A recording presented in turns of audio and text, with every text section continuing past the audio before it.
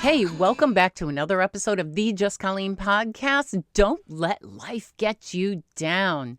Today's episode is all about working remote, and is this really for you? This is a really valid question. And those of us in the US of A, we really should have this option, right? In 1991, I was working for a company when I was suddenly placed on bed rest. As I assisted the CEO and the IT director, along with training employees, my role was crucial to documentation input and software updating. At that time, the CEO agreed I could work from home doing data entry until I was provided clearance to return to work. As working remote previously, I started Classic Administrative Services back in 1994, a virtual business. Yes, you heard me right, back in 1994.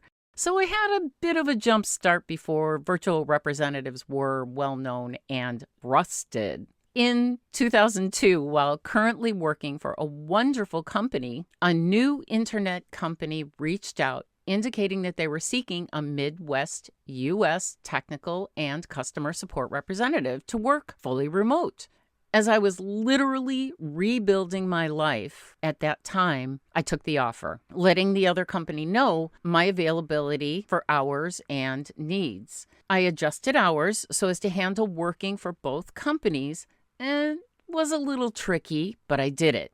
It took focus, it took diligence, it took organization, integrity, and the ability to be clear and concise on what hours I was in fact available. As a person who adapts pretty well to change, this transition wasn't very difficult.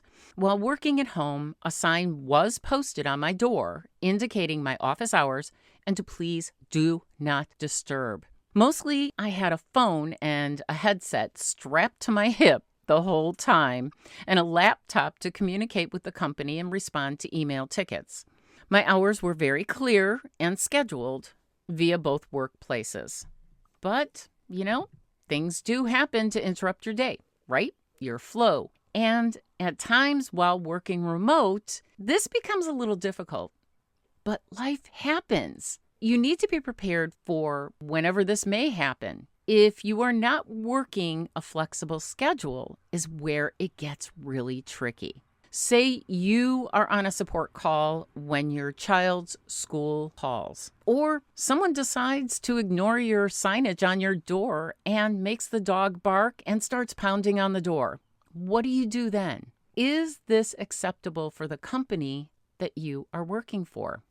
Great question, right? Recently, I was faced with a situation of where I took on a new remote contract position, post-traveling to the company's required location. Then there were storms, and they were pretty intense ones. These storms knocked down my internet transmission tower.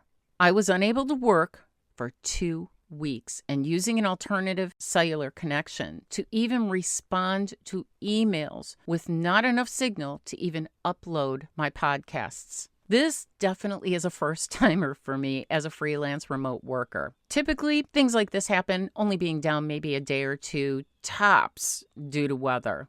Going into the second week of no internet connection, this deeply impacted not only my psyche, it hit my pocket hard.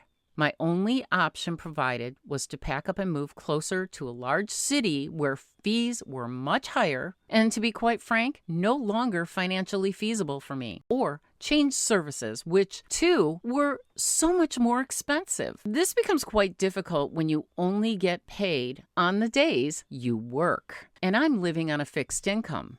When I started working remote back over 20 years ago, I was physically fit and ate pretty healthy. I used to walk quite a bit, going out for entertainment, dinner, etc. As the years passed, sitting for long hours at a time in front of the computer became what I felt was my sole life. Grabbing whatever quick food, unhealthy, healthy, grabbing a soda or two after my morning coffee just to keep up the energy I needed to get through my remote shifts. Grateful, though, that the refrigerator and the bathroom were so much more convenient than while I was working in corporate. With increasing and strange health concerns beginning to develop, I thought Oh my gosh, no wonder. You're not getting up and moving around like you used to. You're not eating well, and at times you are working so much longer hours than you were supposed to. My remote position was taking over my life. Why would I allow this? Well, because I'm a giver that has a difficult time just saying no. Did I resolve this? Well, okay, sort of. I started taking walks. I started doing more gardening on my balcony, getting up and moving on an actual schedule, say every 15 to 20 minutes, setting my timer, even when to stand up to work. Standing stations or lift stations were my savior. And taking all of this into account, you need to be devoted and focused. Set your schedule. Your phone is a great tool for this, by the way. Decide if you want to work on a flexible or a sustained schedule, such as working a contracted flexible position in lieu of a part-time or full-time W-2 position. Choose your company carefully. Do your research. It helps when you really enjoy what you do and how you do it. Set up your office in a place that you can fully function, yet it's quiet enough to not be disturbed. Put your personal phone on Do Not Disturb and be ready to function. Ensuring you have a really good router and signal, trust me, is the key. Also, ask the company in times of a power outage or no internet, such as I experienced, if they can be flexible with you. Always have a secondary means of communication, such as a home phone or an additional cell on a different service. The company may not allow you to work from that secondary cell. However, this will allow you to continuously, effectively communicate with the company, letting them know your current situation if such type of instance happens.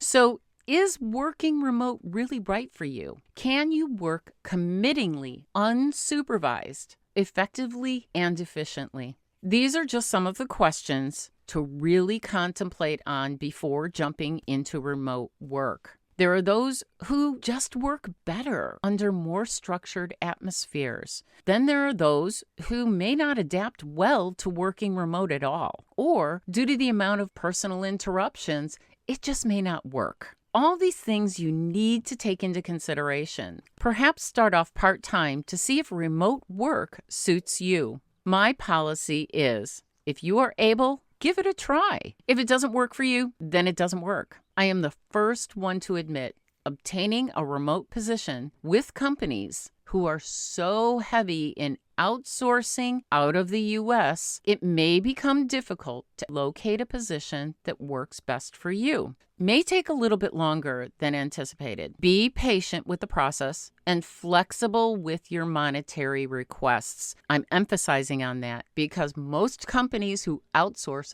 outside the U.S., they do so because they don't need to pay them as much as people require in the U.S. in today's economy. I'm currently available to answer any questions you may have about working remote. Reach out via VObyColleen.com. Scroll to the bottom of the page and submit your request. Thanks again for tuning back in to another episode of the Just Colleen Podcast. Remember, click that like button, subscribe, and hit that notification bell to know when the next podcast is aired. Thanks again for tuning back into another episode of the Just Colleen Podcast. Don't let life get you down. Is working remote right for you? And as always, have a fantabulous day.